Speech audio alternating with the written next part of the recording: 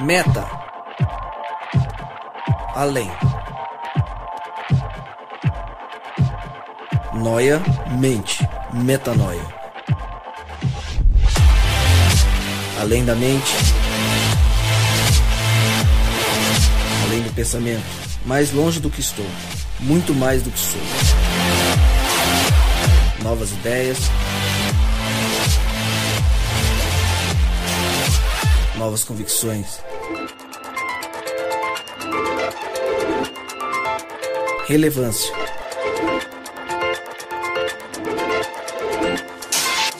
Plenitude. A busca pelo ideal.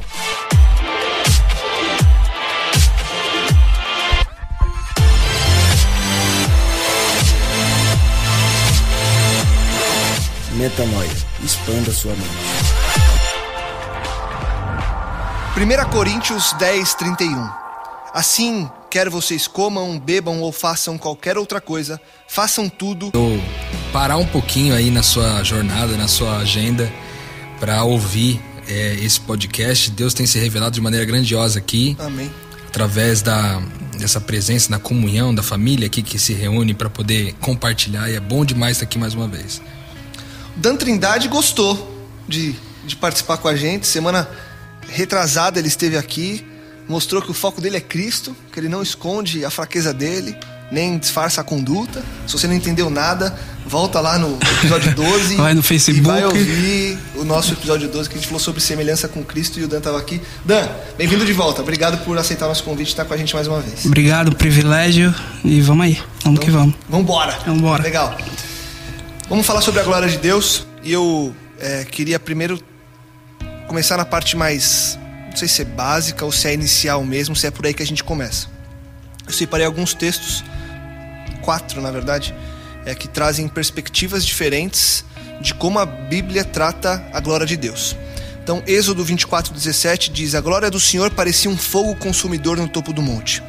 Depois, ainda em Êxodo 40:34, vem dizendo: a nuvem cobriu a tenda do encontro e a glória do Senhor encheu o tabernáculo.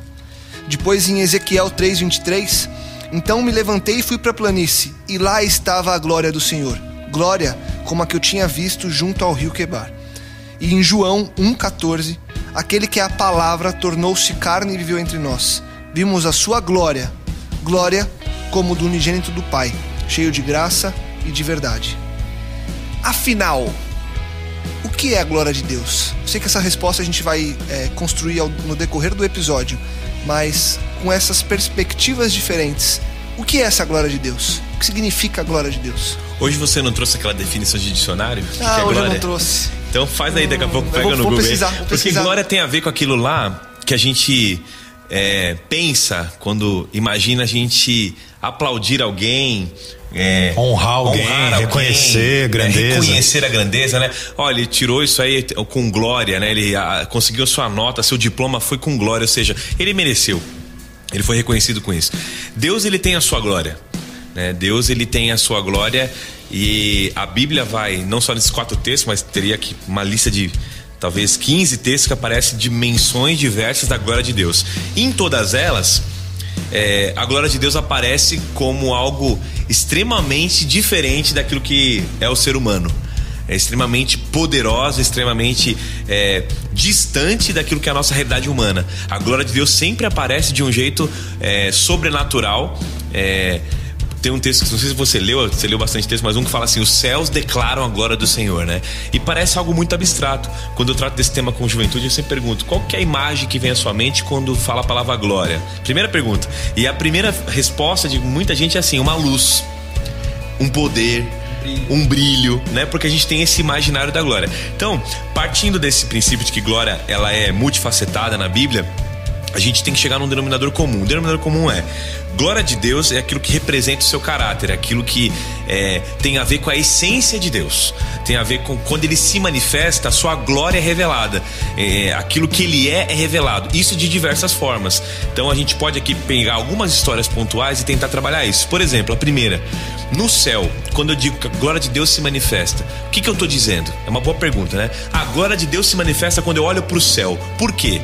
qualquer ser humano que olhar para o céu vai entender a sua finitude, vai entender a infinitude de Deus e a sua limitação perante um universo que você não consegue nem enxergar o que está por trás. Você tem o espaço sideral, você tem atrás disso, de uma atmosfera que a gente pode ver, você tem o espaço, você tem um céu infinito, estrelas, galáxias, bilhões delas, bilhões de sóis. Então quando eu olho para a criação de Deus, traduzindo, eu vejo a sua glória. Em outras palavras, quando eu olho para essa criação, eu vejo o tamanho de Deus, eu vejo o quanto Ele é grande, ou eu vejo o quanto Ele é poderoso. Ali está a sua glória. Então eu posso dizer também que olhando para o céu, eu reconheço o poder de Deus. E poder de Deus pode ser traduzido como parte da sua glória, parte de quem Ele é. Então, se você pegar todos os textos que aparecem a palavra glória e tentar entender o que está por trás do texto, tem uma manifestação do caráter divino. É legal você pensar a partir daí. Tudo que é glória não é luz, tudo que é glória não é brilho, tudo que é glória diz respeito a quem Deus é. E aí é legal a partir daí, que isso aí pra mim é uma base legal pra entender a glória. Só pra acrescentar, que você pediu, eu já fui atrás aqui, achei. Vai lá. Já trouxe, né? Glória vem do latim. Eu não sei falar latim, então eu vou falar como eu acho que tem que falar. Gloria, ou gloriar, enfim. É a mesma palavra sem o acento, que significa reputação e renome. Que é justamente, acho que isso que ele tá falando, né? Então, todos esses textos, eles trazem o que é Deus, né? Não com a reputação que a gente constrói aqui na Terra, né? Que a gente fala, não, tem uma reputação. Não, é quem é Deus mesmo, né? É porque quando você fala de reputação, são qualidades ou outros indicativos de quem é a pessoa, né? Você faz uma ideia de quem ela é. Então, em todas as histórias que o Felipe estava mencionando aqui sobre o momento em que a glória de Deus é manifestada, você percebe que há esse sentimento nas pessoas em reconhecerem algo a respeito de Deus. É por isso essa ênfase do caráter de Deus, que está mais ligado à questão da reputação, né? É uma possibilidade de enxergar Deus ou de se sentir na presença de Deus. Olha, nesse estudo da glória, quando a gente tem a oportunidade de viver ali no PG alguns momentos e estudar alguns textos bíblicos mais a fundo, tem um texto bíblico que me chamou muita atenção e para mim foi uma metanoia muito grande. Eu espero que você que esteja ouvindo a gente agora possa talvez ter essa mesma metanoia que eu tive, e foi especial demais. Tem um texto bíblico aqui em Êxodo, no capítulo 33, de 17 a 23, é um pouquinho grande, mas eu vou tentar ler bem rápido aqui, para dar essa ênfase que eu acho que vale muito a pena. Diz assim, Êxodo 33, de 17 a 23. Eu leio na Nova Versão Internacional. Diz assim: O Senhor disse a Moisés: Farei o que você me pede, porque tenho me agradado de você e o conheço pelo nome. Então disse Moisés: Peço-te que mostres a tua glória. Deus respondeu: Diante de você farei passar toda a minha bondade, e diante de você proclamarei o meu nome, o Senhor. Terei misericórdia de quem eu quiser ter misericórdia, e terei compaixão de quem quiser ter compaixão. E acrescentou: Você não poderá ver a minha face, porque ninguém poderá ver-me e continuar vivo. E prosseguiu o Senhor: Há aqui um lugar perto de mim onde você ficará em cima de uma rocha, e quando a minha glória passar, eu colocarei numa fenda da rocha e a cobrirei com a minha mão até que eu tenha acabado de passar. Então tirarei a minha mão e você verá as minhas costas, mas a minha face ninguém poderá ver. Ele está dizendo o seguinte: quando Moisés pede para Deus mostrar para ele a sua glória, Deus fala que vai passar para que Moisés veja a sua bondade, cara.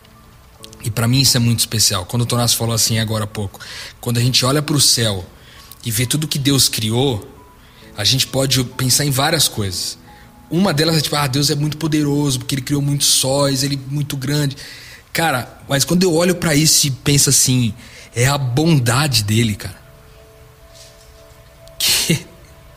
Que Deus é esse, cara? Que pela bondade criou tudo isso, cara.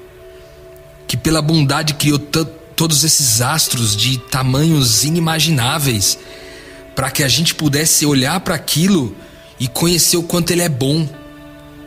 Então quando Ele fala de glória aqui, para mim foi muito especial isso. Poder observar que toda vez que eu falar de glória de Deus é poder entender que a gente está falando da bondade dEle, porque o caráter dEle é todo bom, Ele é todo bom, cara. E aí tudo aquilo que manifesta a glória de Deus, seja nas grandes coisas, como a gente citou aqui do céu, mas seja no comportamento das pessoas, nos comportamentos incríveis das pessoas, seja através do micro, né? Que a gente falou do macro, enfim, dos astros e de tudo, mas tem também o átomo, tem também a célula, tem também como funciona a coisa que a gente não vê, né? E aí a gente olha para tudo isso e vê, Deus é bom, cara. Então a glória dele pra mim tem uma intimidade muito grande com o lance da bondade, sabe? E quando a gente fala que você leu um verso aí no começo que acho que não sei se foi esse, mas quer comais, quer bebais, faça tudo pela glória de Deus. Acho que foi esse que você leu, isso não aí, foi? 1 Coríntios 10:31. Exatamente, 1 Coríntios 10:31. Quer comais, quer bebais. E aí isso remete pra mim o seguinte: até nas coisas mais simplórias do dia a dia, das mais comuns, das mais ordinárias, como comer e beber, revele a bondade de Deus, cara. Então revelar a glória de Deus é revelar a bondade dele. Então isso muda muita coisa, porque a gente falou há 2 semanas atrás sobre semelhança com Cristo. A gente falou sobre ser mais semelhante a ele, né? E ser mais semelhante a ele é ser semelhante ao caráter dele. E ser semelhante ao caráter dele é ser semelhante à bondade dele. E aí a gente poder olhar para todas essas coisas, poder contemplar, é espetacular. Mas mais do que isso, poder olhar que toda essa bondade que Deus traduziu em todas as coisas que ele criou, em todas as coisas que ele fez, e até no próprio Filho dele, que é Cristo, que foi todo bondade o tempo todo que esteve aqui na terra, a gente pode compartilhar dessa bondade, a gente pode repartir, porque essa bondade também está em nós, quando o Espírito Santo está em nós, e a gente reconhece isso. Então, pensar que quer comais, quer bebais, a gente deve fazer tudo para a glória de Deus, é para que a bondade de Deus seja conhecida, para que as pessoas possam ver o quanto ele é bom, entendeu? Para que Deus seja visto, aquele lance. Então a minha busca por santidade não é mais para que eu veja Deus, mas é para que Deus seja visto, para que a bondade dele seja visto através de mim. Então isso é muito especial, porque é o seguinte: então a glória de Deus, por que a gente faz isso para a glória de Deus? Então significa que a gente vai aumentar mais glória a Deus que ele não tenha? Eu creio que não. Eu acho que é a maneira como a glória dele aumenta em nós, ele pode ser melhor visto. E aí, quando penso nesse ponto de vista da bondade, eu penso assim, cara, eu preciso mostrar quem Deus é para as pessoas. E se tem uma forma que vai na essência, como a gente falou aqui, não me lembro se foi nesse podcast de hoje ou se no outro, mas a gente falou aqui que as pessoas, elas, por mais assim incrédulas que elas sejam, elas não conseguem ver uma ação de bondade e ficar imparcial com isso, uma ação de bondade intensa mesmo, que eu tô falando. Então, cara, se tem uma coisa que a gente pode fazer para fazer com que Deus seja melhor conhecido, assim as pessoas descrentes, as incrédulas, possam ver Deus através da gente, é que a gente possa ter ações constantes de bondade, cara, de ser bondoso, sabe? Porque daí envolve tudo, envolve o perdão, envolve não guardar mágoa, envolve compartilhar aquilo que Deus depositou na minha vida, repartir aquilo que Deus depositou na minha vida, colocar, ver alguém sendo oprimido e poder ser o bondoso enquanto todo mundo virou as costas, percebe? Então eu vejo que essa glória de Deus está intimamente ligada, com base nesse texto. Foi muito especial para mim, está muito intimamente ligado à bondade de Deus. Isso é muito especial. Eu queria fazer um resgate de um filme dos anos 80 aí com vocês. Vocês lembram quando o Indiana Jones entra lá na busca do cálice sagrado, né, do Santo Graal, e aí tem um monte de copos, né, e que precisa escolher. Aí entra aquele cara lá, né, que é todo ambicioso e fala, não, Jesus era um rei, né, e pega o cálice com mais ouro, mais pedras incrustadas e tal, e ele toma e morre, né? E aí o Indiana Jones tem aquele insight, né? Não, ele era um carpinteiro, e ele vai na taça de madeira, aquela que era a mais simples de todas elas, passou despercebido no olhar. Isso me ajuda a fazer uma ponte com o que você estava falando, Rodrigo. A gente não traz glória a Deus. A glória humana depende daquilo que a gente tem e daquilo que a gente junta. Deus se basta a si mesmo para ter glória, porque a glória de Deus não é naquilo que a gente dá para ele ou naquilo que ele conquista, mas naquilo que ele é. Ele é bondade, ele é verdade. Esse texto que você mencionou de Êxodo, ele traz uma verdade fundamental para o relacionamento com Deus. Fundamental. Quem Deus é. E quem eu sou por causa disso nesse relacionamento. Enquanto eu fico tentando agradar a Deus, mover a Deus, Deus se basta a si mesmo, Ele não precisa de mim. Eu é que preciso entender e ter a perspectiva correta do que está acontecendo nessa relação com Deus. Quando Deus passou na frente de Moisés, e aí vai na continuação no capítulo 34, no verso 6, né, ele passa com a sua glória, com a sua bondade diante de Moisés. Moisés clama: Senhor Deus misericordioso, compassivo, tardio em irar-se, grande em beneficência e em verdade. Olha tudo que ele sente na presença de Deus. Ele sente o perdão de Deus, a graça de Deus, a misericórdia de Deus, né? As segundas chances, mas a verdade de Deus que não é manipulada por causa da bondade de Deus, né? Ser bom não é chamar o errado de certo, né? É chamar o errado de errado, e o que é certo, mas saber dar a segunda chance, saber habilitar, saber ajudar, dedicar-se a transformar, né? E essa visão de Deus que Moisés teve, todos nós precisamos ter. Cada um de nós precisa ter essa experiência com a glória de Deus para a gente passar por esse processo de transformação, né? Eu acho que a figura que mais revelou Jesus Cristo em toda a história humana, Deus em toda a história humana, foi Jesus Cristo, né? E essa experiência de Deus com Moisés, ela é um eco do que João vai escrever a respeito de Jesus no Evangelho de João, capítulo 1, verso 14, quando ele diz que vimos a sua glória, a glória do unigênito do Pai, cheio de graça e de verdade. A mesma expressão que Moisés usou quando se sentiu na presença de Deus. Esse tem que ser o efeito da presença de Deus na nossa vida, quando temos um relacionamento com Jesus Cristo. A gente encontra nele a graça, a misericórdia, a justiça, a verdade, todas essas coisas se combinando e que são muito difíceis da gente lidar, né? A gente tem dificuldade de lidar com misericórdia e justiça ao mesmo tempo, mas tudo isso está fundido na estrutura de quem é Deus, e a gente entende isso através de Jesus Cristo. E quando a gente tem essa visão, a nossa percepção de Deus muda e as coisas mudam pra gente também, né? Moisés estava querendo ver a grandiosidade de Deus, e ele só descobre isso quando ele vê a pequenez dele por causa da graça, da misericórdia e da verdade de Deus, em oposição a quem ele é. Então esse encontro com Jesus Cristo é que nos promove o encontro com a glória de Deus e que nos leva a querermos ou a decidirmos falar: Deus, usa a minha vida para mostrar a tua glória para as outras pessoas, porque eu entendi o que é misericórdia, e eu precisava de misericórdia, as pessoas precisam de misericórdia, eu precisava da verdade, precisava ter meus olhos abertos, o Senhor me abriu, as pessoas também precisam, então usa a minha vida. Então a gente pode seguir Jesus Cristo e a gente também somar a glória de Jesus Cristo, não para deixar Deus maior, né? Mas torná-lo mais real às pessoas. Legal que o ápice, falando de Cristo, né? O ápice da glória dele, quando ele mesmo vai dizer que ele veio para glorificar o Pai, ele veio e a sua missão era fazer a vontade de Deus para glorificá-lo. Ele tá o tempo inteiro tentando dizer pra gente assim: eu vim mostrar que quem vê a mim vê o Pai. E aí o ápice disso é quando ele vai pra cruz, ele tá ali para morrer, ele tá decidindo morrer e escolhendo entregar, doar, né, a sua vida para que Deus seja glorificado. Ele fala isso: Pai, foi exatamente para essa hora que eu vim, então glorifica o teu nome através da minha vida. Ele fala. O ápice da glória de Deus é quando ele fala: então agora glorifica o teu nome através da minha vida, ou seja, eu vou me entregar, que eles vão entender agora a medida do teu amor, eles vão entender agora quem o Senhor é de verdade. Eu estou vivendo 3 anos aqui fazendo boas ações, curando, pregando o reino, ensinando. Eu estou sendo o Senhor aqui ambulantemente, né? Eu tô sendo a tua glória ambulante nesse lugar, a encarnação da glória, a tua encarnação da glória. Eles não estão entendendo, eu vou ao limite, eles vão entender porque ele os amou e os amou até o fim. E amou até a morte de cruz, e obedeceu até a morte de cruz. E aí ele vai, no final da cruz, ele fala assim: Senhor, foi para essa hora que eu vim, e o que eu diria agora?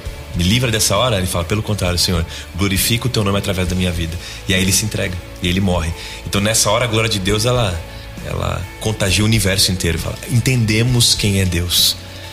Agora entendemos o caráter de Deus. Não foi só para a humanidade, hein? Foi para o universo inteiro. Agora a gente entendeu essa glória que foi questionada lá no santuário celestial, que ele não é tão poderoso, ele não é tão bondoso desse jeito, ele não é tão justo assim. Agora a gente entendeu, esse Deus morreu, e quando ele morre ele fala: agora o seu nome foi glorificado em minha vida. E aí que vem a ponte com a gente hoje, que é quando ele fala assim: eu quero que vocês agora vivam para minha glória. Em outras palavras, pega o episódio anterior: eu quero que vocês vivam como meu filho viveu. Eu quero que vocês se doem como meu filho se doou. Eu quero que vocês sacrifiquem-se como meu filho sacrificou. Sejam servos como ele foi, porque isso vai trazer glória para mim. Em Hebreus, quando ele fala da glória de Jesus, ele fala assim: o filho é o resplendor. Hebreus 1:3, né? Ele fala: o filho é o resplendor da glória de Deus. Ele é a exata expressão do ser de Deus. Resplendor, cara, é claridade intensa. Resplendor é o ápice do brilho. Então Jesus é o ápice do brilho do caráter de Deus. Ele é a exata expressão de quem é Deus. E isso me faz pensar em muitas coisas, assim, de como é viver para a glória de Deus de maneira prática, né? Você perguntou isso uma hora, que quer viver para a glória de Deus. Eu me lembro de uma história de um pastor pentecostal que ele estava pregando todo empolgado, e você sabe que dizer glória a Deus é muito fácil, né? Se você for numa igreja dos nossos irmãos aí pentecostais, se você é pentecostal, tá ouvindo, eu sei que na tua igreja, quando alguém fala onda glória a Deus, você começa: glória a Deus, glória a Deus, glória a Deus. E é fácil falar glória a Deus como uma expressão de amor e de reconhecimento dele. E aí esse cara tá contando que 2 anjos estavam lá, né? Usando o texto de Isaías 6, 2 anjos estavam assim, os querubins cobrindo o rosto, cobrindo ali para poder a glória de Deus não chegar entre eles, porque eles não conseguiam enxergar, né? A Bíblia diz que eles não conseguem ver a glória de Deus, eles têm que tapar o rosto, é uma luz muito grande. Aí o pastor dizia o seguinte, né? Imagina se um anjinho ali tira a asa, quem tá imaginando aí, tá ouvindo, imagina, né? O anjinho tira uma asa, olha pro outro assim, fala: cara, isso aqui tá bom demais. Ou seja, assim, a gente tá escondido aqui, mas tá gostoso demais estar aqui, porque a gente tá na presença dele. O que Moisés pede aqui é uma insanidade. É insanidade total, cara. Senhor, me mostra a tua glória. É quase Deus: Moisés, você não sabe o que você tá pedindo. Se eu mostrar minha glória, se eu aparecer do jeito que eu sou, você não é querubim.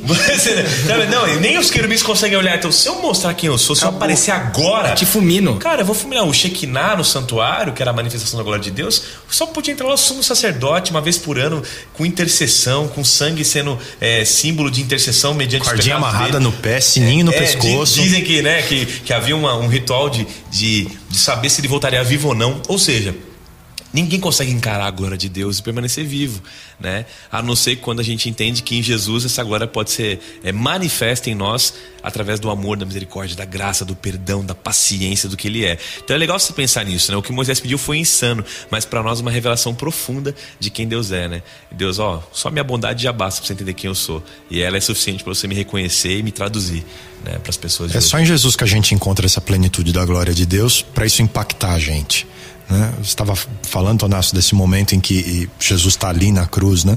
Tem um salmo lindíssimo sobre esse momento, sobre quando a salvação do ser humano pecador, ela é concretizada em Cristo Jesus por graça, por amor, que são esses elementos que a gente leu da história de Moisés, que estão ligados à graça.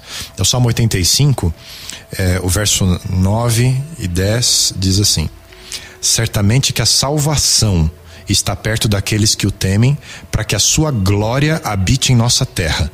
O amor e a verdade se encontram, a retidão ou a justiça e a paz se beijam. Em Jesus Cristo isso tudo se tornou realidade.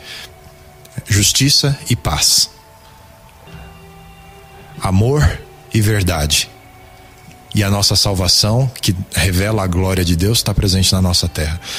Em Jesus Cristo, na morte, né, na substituição da cruz, né, se revela o máximo da glória de Deus.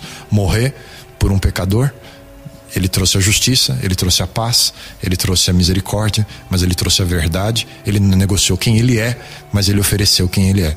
Então isso é fantástico, mexe com a gente, saber quem nós somos e quem Deus é através de Jesus Cristo. Eu achei interessante aí, vocês falaram, que no final tudo isso nos mostra qual o objetivo da gente ser cristão, né? Por que a gente segue a Cristo? Para simplesmente ser santo no final e ser aprovado? Mas não, para mostrar sua glória para outras pessoas. Não tem algo que fuja disso. Parece clichê, né? Mas se a gente não vive o evangelho de uma forma que a glória de Deus revele às outras pessoas, isso não é evangelho. Para mim isso é o contrário do evangelho. Chega a ser egoísta, né? Sim, todo mundo que lê essa palavra de glória na Bíblia, fizer uma pesquisa rápida no Bíblia Online aí, digitar glória, você vai sempre entender que essa glória está associada a Aos meus manifestar méritos. quem Deus é. É, Exatamente. a meritocracia. Nunca a mim. Nunca Exatamente. a mim. Vocês são a luz, vocês são o sal. Façam boas obras. Para quê? Para que os homens vejam. Mas para quê? Para que o Pai seja glorificado. Mas no final, Tudo tem a ver com ele. às vezes a gente pode cair nesse erro de ser glorificado, por exemplo, em ser uma pessoa santa e as pessoas retribuir a santidade em você e não a Cristo. Então é um grande erro que as pessoas ainda... Eu muitas vezes cometi esse erro. Tipo, eu preciso ser santo para que as pessoas vejam em mim santidade. Mas qual que era a minha motivação no final? Era ser mais... Tem que ser a glória de Deus, né? É para que eu ter seja mais visto, destaque né? perante a comunidade onde eu vivo, perante a minha família.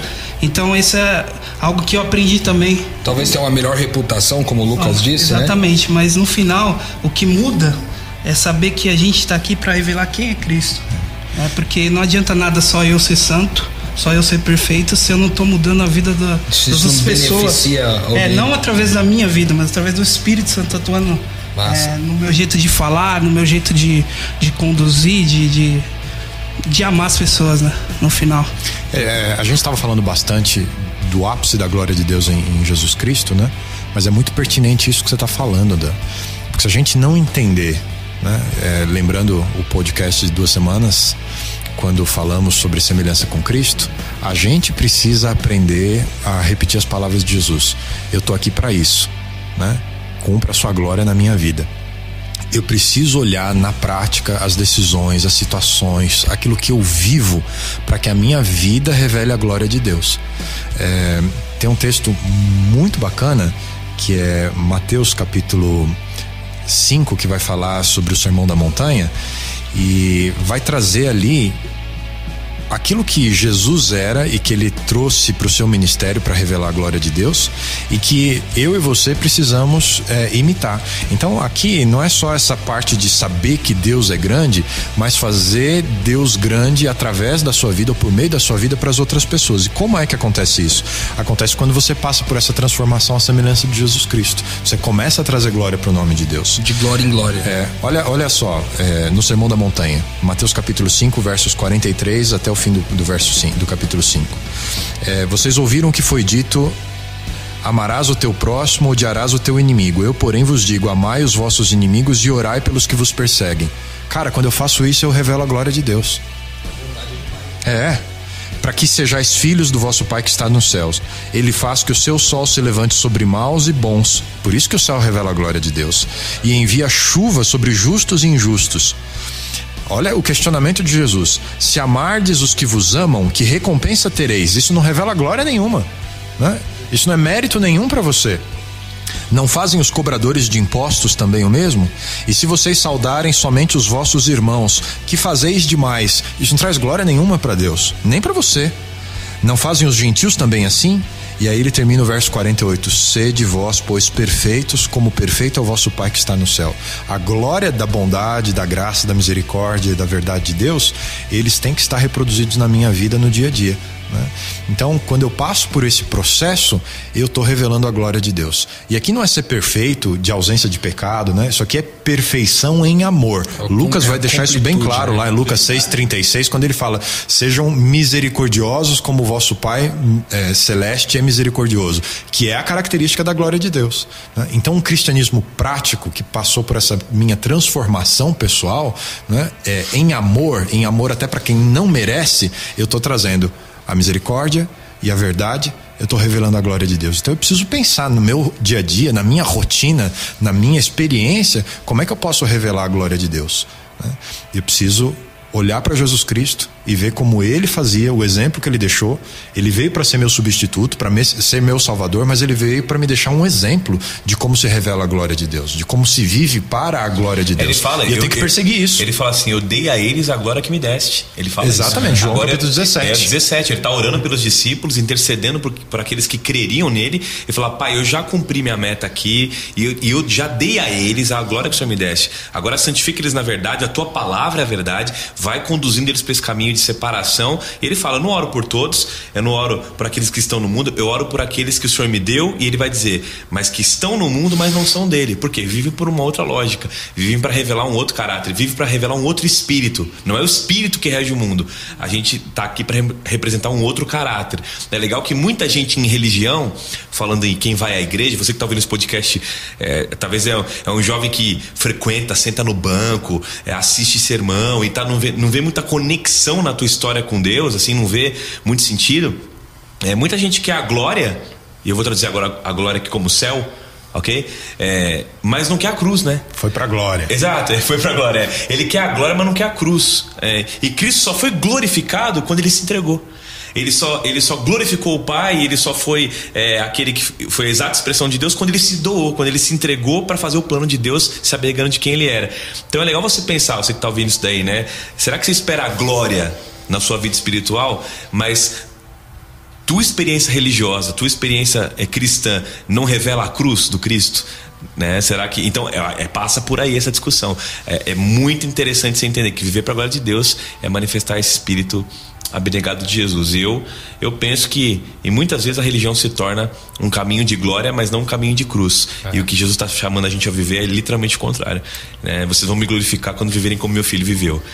No final das contas ele chama, justifica, como a gente falou no podcast lá do Semelhança com Cristo, e no final ele glorifica, né? E o que é glorificar nesse contexto? Voltaremos a ser exatamente como ele é. Receberemos de volta aquele caráter, recebemos de volta a bondade, receberemos de volta a mansidão, a paciência, a santidade, a imortalidade, né? Um dia seremos glorificados. Até lá estamos sendo justificados e santificados para revelar essa glória que vai chegar. Aqui tem um texto bíblico. Eu queria fazer duas alusões aqui que fazem muito sentido para mim nessa questão da glória também, que é o seguinte: em 2 Coríntios 4:7 é um texto bíblico que diz assim, mas temos esse tesouro, essa glória, em vasos de barro, para mostrar que o poder que tudo excede provém de Deus e não de nós, né? É espetacular pensar que toda essa glória que nós falamos, dos tamanhos, das grandezas, do macro e do micro, é colocada em vasos de barro, né? Ou seja, vasos frágeis, né? Como nós, né? Os seres humanos de pedras vivas. E aí eu me lembro muito de um texto, quando eu entendo que essa glória tem sido colocada em nós, em vaso de barro, eu entendo que é o Espírito Santo de Deus, né? Que está ali vivendo dentro de nós. É o Espírito Santo que, ao se manifestar, revela a glória de Deus. E aí, falando de Espírito, eu queria trazer uma reflexão aqui que eu achei bastante interessante. Uma certa vez eu ouvi um pastor falar, fez muito sentido para mim.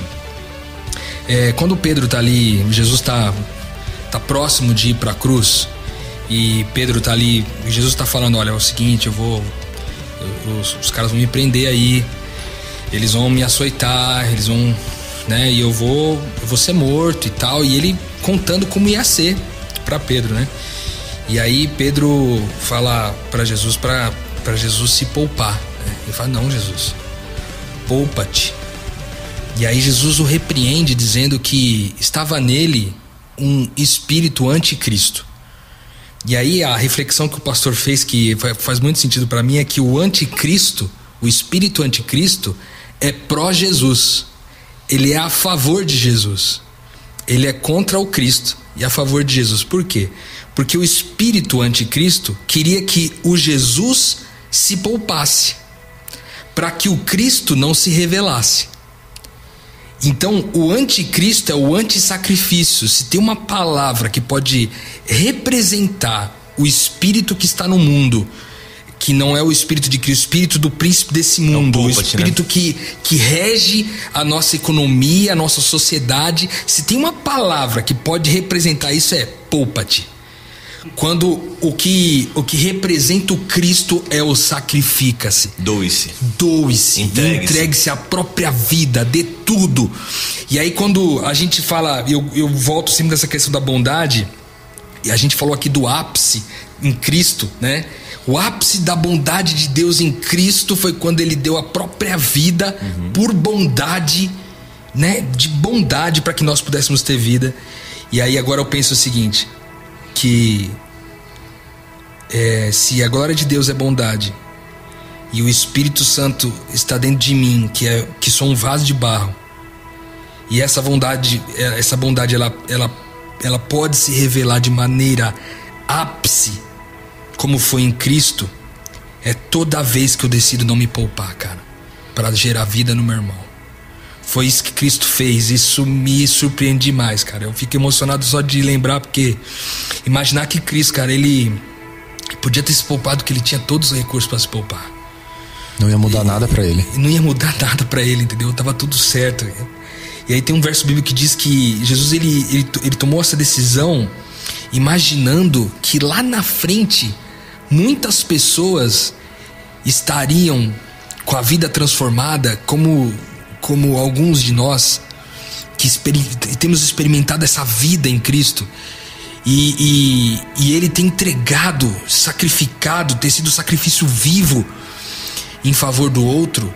Eu penso então que é o seguinte: você que está ouvindo a gente agora aí, se tem uma pergunta que você talvez esteja se fazendo, mas como que eu posso, de maneira prática, revelar a glória, a bondade de Deus no mundo?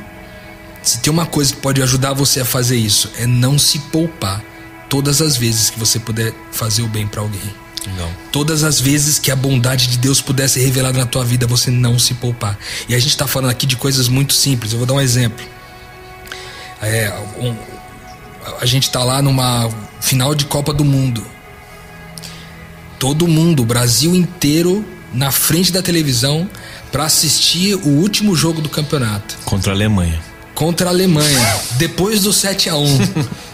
Com tudo assim preparado, a equipe brasileira fez uma campanha espetacular. Você tá lá, os amigos estão todos lá. Aí o seu telefone toca. E aí o telefone toca e é alguém precisando de uma ajuda que só poderia ser naquele momento. E aí você ter a condição, o espírito de não se poupar, mas de se sacrificar para gerar vida na outra pessoa que está do outro lado, independente do conforto que você gostaria de experimentar e da alegria, do prazer que você gostaria de experimentar vivendo uma outra coisa, sabe? Um exemplo disso também é o perdão, Rodrigo. Eu vejo muito isso na vida de alguém que está crescendo em experiência profunda com Deus. E aí o poupa-te, qual é o poupa-te do perdão? É aquele assim: ó, eu errei, ele também errou, mas eu não vou procurar. Ou então foi ele que errou, eu não vou procurar, né? Esse sacrifica-te, ele tá em todas as dimensões. Sacrifica-te de ter razão e de ter o orgulho de que a pessoa tem que procurar. Para de poupar esse orgulho, essa vaidade, e vai atrás. Ou seja, sacrifica todo esse ego para falar assim: eu quero minha relação restaurada. Em uma atitude de perdão dentro de uma família, de uma mulher com o marido, de um amigo contra um amigo, de um irmão da comunidade de fé, nessa atitude ali está manifestada a glória de Deus. Eu acho que Deus é glorificado nos encontros, né? Quando a gente decide. Eu achei bem legal a reflexão do poupa-te, né? Quando toda vez que há o sacrifica-te, o entrega-se, Deus é glorificado, porque ali está o Espírito do Cristo, o Espírito que glorifica a Deus, né? Muito legal. Tem um outro aspecto que é muito importante a gente pontuar, porque eu tenho percebido no meio cristão no nosso país algo que tem crescido muito, que é a doutrina da prosperidade. Essa teologia, ela busca revelar Deus, ou a glória de Deus, através da nossa prosperidade. Quanto mais eu for abençoado, quanto mais tiver coisas, quanto mais eu acumulo, mais eu revelo que Deus de fato tem poder, né? E que ele é grande, bom, né? Que ele me ajudou. Pois é, mas isso não é uma lógica nova. Isso é antigo. Isso é a marca do ser humano no processo, né? Porque nós construímos ao longo da história cristã catedrais para revelar a glória de Deus, para mostrar o quanto ele é grande. Tem algumas igrejas que têm tanto ouro, mas tanto ouro, que resolveria o problema de milhares de pessoas, acabaria com a fome no mundo, sabe? E isso não é para a glória de Deus, isso é para a glória do homem, sabe? É para a glória do nosso ego em dizer que a gente tem a verdade quando a verdade é Deus. Por isso, se talvez você está aí numa luta de fé em que as coisas parecem que estão dando errado para o seu lado, que você está se sentindo o avesso da prosperidade, perdeu o emprego, morreu alguém na família, você está enfrentando os piores momentos da sua vida, e você está perguntando como é que a glória de Deus pode estar na minha vida, né? Eu queria deixar com você esse texto da palavra, 2 Coríntios capítulo 4, verso 17: pois a nossa leve e momentânea tribulação produz para nós eterno peso de glória, acima de toda comparação. Porque essa é a lógica de Deus, não a nossa, não a do ser humano. A lógica de Deus vê grandeza na pequenez. Então, quando você estiver questionando a sua experiência ao lado de Deus, se Deus esqueceu de você ou não, se você está sofrendo aí porque acha que está longe de Deus, Deus está provando a sua fé para revelar a glória dele através da sua vida. Então, lembra das palavras de Jesus: foi para esse momento que eu vim, revela a tua glória na minha vida. Porque não é esse momento tão leve, tão pequeno, comparado com a eternidade, com a grandeza de Deus, que vai pôr tudo a perder. Segue firme, meu irmão. Espera que Deus vai revelar a glória dele na sua vida através de você para as outras pessoas. Eu acho importante a gente também falar para aquelas pessoas, assim como tem 2 pastores aqui, assim como eu, que vivem do ministério, né? Que querem viver do ministério, ou já vivem do ministério, que viver do ministério, fazer a vontade de Deus não é fácil mesmo. Por exemplo, em Marcos 6, no versículo 30 em diante, diz aí que Jesus estava com os discípulos e os discípulos voltaram de uma missão e falaram para Jesus o que eles tinham feito. Aí Jesus disse assim: venham, vamos parar e descansar um pouco. Era tanta gente indo e vindo que eles não tinham tempo nem para comer. Imagine, um ministério tão intenso, precisa tanto da nossa atenção, do nosso tempo, que às vezes a gente não tem nem tempo para comer. Isso aqui o pastor pode falar melhor do que eu, né? E continuando essa história, o que acontece? Jesus meio que disse para os discípulos: vamos parar um pouquinho e vamos comer, né, gente? A gente está meio cansado, do lado humano também, né? Só que aí o pessoal ficou sabendo que Jesus ia para tal cidade e um monte de gente chegou antes dos discípulos. E quando Jesus chegou lá, ele viu um monte de gente. Aí o que acontece? Eles poderiam falar: não, gente, vai todo mundo embora porque a gente tá cansado, não vou mais ensinar nada, não vou mais falar nada, e se poupar, né, igual o Rodrigo falou. Mas não, o que a Bíblia vem dizendo? Que Jesus viu aquela multidão, teve compaixão e continuou a ensinar. Característica da glória, compaixão. Então, para aquelas pessoas que têm um ministério, seja ele um ministério de louvor, um ministério de visitação, de pregação, não desista e não tente se poupar. Vai ter momento que você vai estar ali almoçando em família e seu telefone vai tocar para você ajudar alguém, para você falar uma palavra de consolo, ou mesmo ouvir alguém num momento de tristeza. Você tem que ser firme e saber se aquilo mesmo é o seu propósito, se você já aceitou esse chamado para sua vida. Então essa é uma questão importante para aqueles que estão tentando ou estão buscando, né, ter um ministério segundo a palavra de Deus. Tente não se poupar ao máximo, não atrapalhe, né? Mesmo que esse ministério seja a própria vida, né, Dan? Exatamente. Porque às vezes a gente fala do pastor e do ministro e tal, e de vários ministérios, mas a gente acaba entendendo, né, com a visão de semelhança com Cristo e da glória de Deus, que o ministério é a minha própria vida, né? É a forma família, como, né? Minha família então, é o meu primeiro ministério. Nós somos sacerdotes. Somos sacerdotes reais. Então é muito especial isso desse ponto de vista. Eu queria ainda colocar mais um exemplo importante aqui para vocês a respeito dessa questão da glória, do poupar-se, do sacrificar-se, né? A gente já falou sobre isso uma vez aqui, eu queria só lembrar, né? Porque vem muito de encontro com isso daqui. Quando a gente lê lá no Salmo 23, que a gente vê a ovelha, ela sendo cuidada ali pelo pastor, sendo levada ali por águas tranquilas, né? Quando passa pelo vale da sombra da morte, ele não precisa temer porque o cajado e a vara consola, e aí vai indo tal. Só que no final tem uma mesa preparada ali diante dos inimigos, e a gente entende, né, que essa perspectiva da glória de Deus não nos faz convivas dessa mesa, não nos faz participantes dessa mesa do ponto de vista de quem vai comê-la, de quem vai se fartar com ela, mas do ponto de vista de quem vai se sacrificar. Ou seja, a história nossa começa como ovelha, mas termina como cordeiro. Então, o cordeiro que é o quê? O prato principal. No final, naquela mesa com os nossos inimigos, a gente está ali partilhando, na verdade, está sendo ali o prato principal. Então, de forma prática, tem muitas coisas na sua vida que eventualmente você não quer abrir mão. A gente é assim.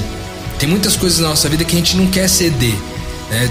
A gente não quer ceder desde coisas muito pequenas, como por exemplo esses dias tive uma reflexão assim muito especial, que fala sobre, eu falei assim, até postei isso no Facebook, eu falei que esconder a última bolacha do pacote pode dizer muito do porquê nós estamos onde nós estamos agora, entendeu? Ou seja, aquela última bolacha do pacote que se tem, tá aqui, ó, tem 5 pessoas nessa mesa aqui. Cara, eu tava aqui com o pacotinho de bolacha aqui, ó. Eu pego e falo, não, vou dar uma escondidinha. Quem nunca? Porque se eu abrir. Cara, eu tô vivendo, de vez em quando eu escondo ainda, né, velho? É muito provável de eu ser o último bis. Nossa, várias vezes. Né? Então. Na escola era assim, né? Escondia o lanche. E isso é o sintoma, né? É a tradução do poupar-se, cara. E a gente. Eu preciso de misericórdia, então, cara. A gente precisa de misericórdia, cara. Porque é isso. Se isso faz muito sentido pra mim, assim.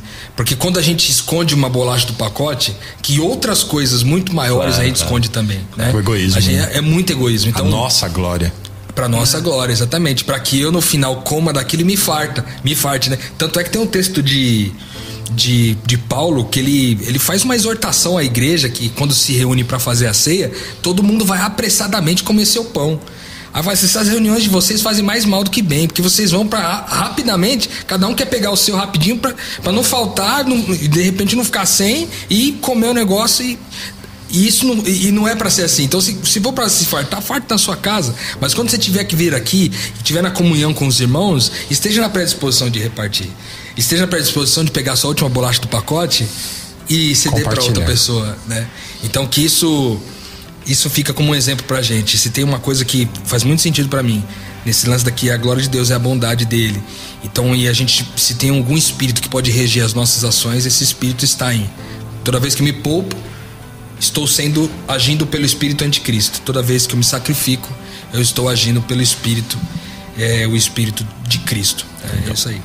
Então vou fechar aqui com o último texto, uma ideia aqui que tem em Abacuque 2,14. Ele fala de uma perspectiva de certeza, né? Uma profecia. Isso aqui é uma profecia que diz respeito a um tempo presente. Ele estava falando para o seu tempo, mas ela também é reinterpretada para um tempo futuro. Muitas profecias têm aplicação dupla, né? A gente tem até um nome na teologia que explica isso, que algo é feito para aquele momento, dito para aquele momento, depois ela toma um outro senso para um futuro. Sensus plena. Sensus plena. Ela tem uma outra aplicação. Jesus fez muito isso. Falava de Israel, mas também falava de Israel como se fosse a igreja, ou então o tempo final. Então Abacuque está falando do tempo presente e do futuro. E ele diz assim, Abacuque 2,14: porque a terra se encherá do conhecimento da glória do Senhor, assim como as águas cobrem o mar. Amém. Então assim, isso é uma promessa linda. E ele está dizendo, a terra vai conhecer o caráter de Deus. Então isso é manifesto em Jesus. Isso é manifesto através dos discípulos, porque ele fala, toda autoridade me foi dada, agora vão e, entre aspas, tá? Me glorifiquem, ou seja, vão e espalhem minha glória. Tem a ver com o reino, tem a ver com a igreja, tem a ver com a nossa missão de ser o Cristo, de ser a manifestação exata do ser de Cristo para as pessoas, nas pequenas ações que a gente falou aqui. Mas também tem a ver com uma convicção de futuro, né? Que um dia o reino vem, a glória de Deus vai encher a terra de um jeito como as águas cobrem o mar, ou seja, já não haverá nem mais mar, João diz em Apocalipse 21. É um outro tempo, tudo se fez novo. Agora a glória de Deus, ela foi manifesta em toda a história, ela cobre toda a história. Então o amor abnegado, a paciência, a misericórdia, a bondade, o perdão e tudo aquilo que a gente pode falar aqui de bom de Deus vai cobrir a terra como o mar. É lindo, né? Você imaginar que agora a terra é coberta inteira com a glória de Deus. A gente vai viver numa terra que é regida pela glória de Deus. A glória de Deus vai gerar um fruto na vida das pessoas. Exatamente. Né? Isso é uma coisa linda, né? Uma coisa linda. Se você tá aí, se você tá desanimado, se você tá abatido, né? Se você tá cansado da experiência humana, da maldade que você olha ao seu redor, se conforta com essa promessa que o pastor Felipe leu pra gente, né? Um dia as características de Deus, de misericórdia, bondade, justiça, verdade, vão fazer parte da experiência de todo ser humano que se abriu para a glória de Deus. Nunca mais, por causa disso, as lágrimas. Que Deus conforte você, console você, te encha de esperança e de fé, e que você persiga a glória de Deus da sua vida para a vida dos outros. E eu tenho certeza, um dia nós vamos ver a plenitude da glória de Deus nesse mundo. Amém. É isso aí. Metanoia. Não se poupe. E continue com a gente para que a gente possa, semana após semana, expandir a mente e aprender mais do que Deus quer fazer por meio da nossa vida. Esse é o Metanoia. Semana que vem a gente volta. Porque dele é o reino. O poder e a glória. Para todos sempre. Amém. Metanoia, expanda sua mente.